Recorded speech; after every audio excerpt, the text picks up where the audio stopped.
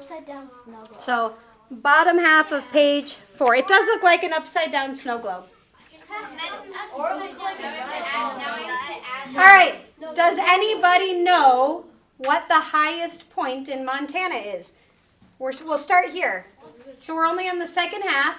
Aiden is raising his hand. Do you know the name of the highest point in Montana? The highest point in Montana. Yeah. What do we call it by name? Wiley? Is it one of the Rocky Mountains? It is in the Rocky Mountains. Does anybody know the name? It's got a name. It's the name of one of the mountains. All right, here we go. It is called Granite Peak. Granite Peak. And Granite Peak is 12,799 feet above sea level. 12,799 feet, Granite Peak. 799 The lowest point in Montana does not have its own name, but it is along the Kootenai River in a valley.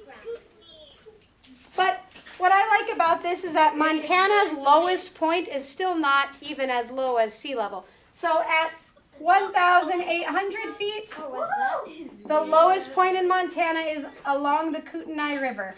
Kootenai, Kootenai.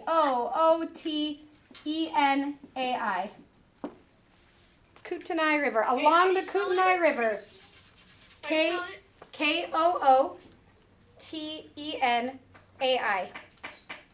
Along the Kootenai River. And then, I thought you meant like temperature-wise. Wait, 1,000 feet? 1,800. Spell that again. 1,800 feet. Kootenai. Kootenai. And then we have in Montana, we've already drawn them on our map, we only have 2 major geographic regions, right? We've got the Rocky Mountains. Rocky Mountains are one of our geographical features of the state. So we're talking about how does our state look? Well, on the western 2/5, we're going to use fractions. The western 2/5 of Montana is Rocky Mountains. Yay! Draw a little snow on them.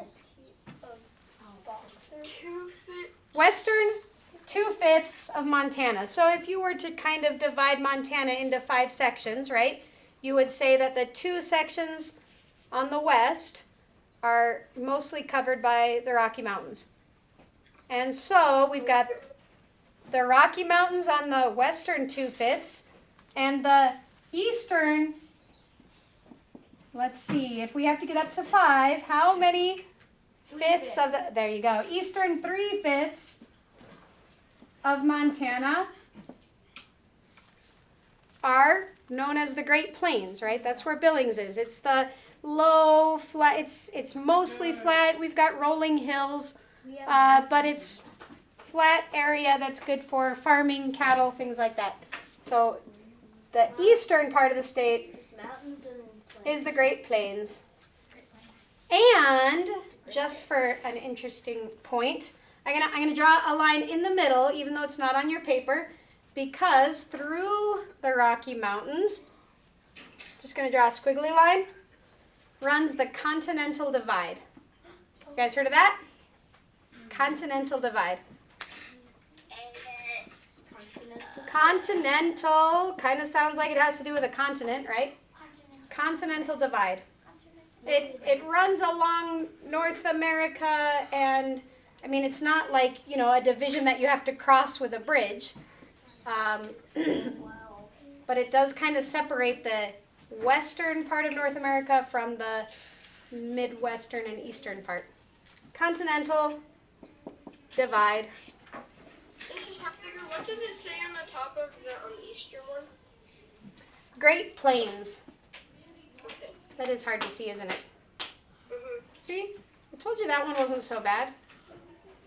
We'll come back to the climate and common ecoregions. Actually, on common ecoregions, you can just mark off plain and mountains, because that's easy.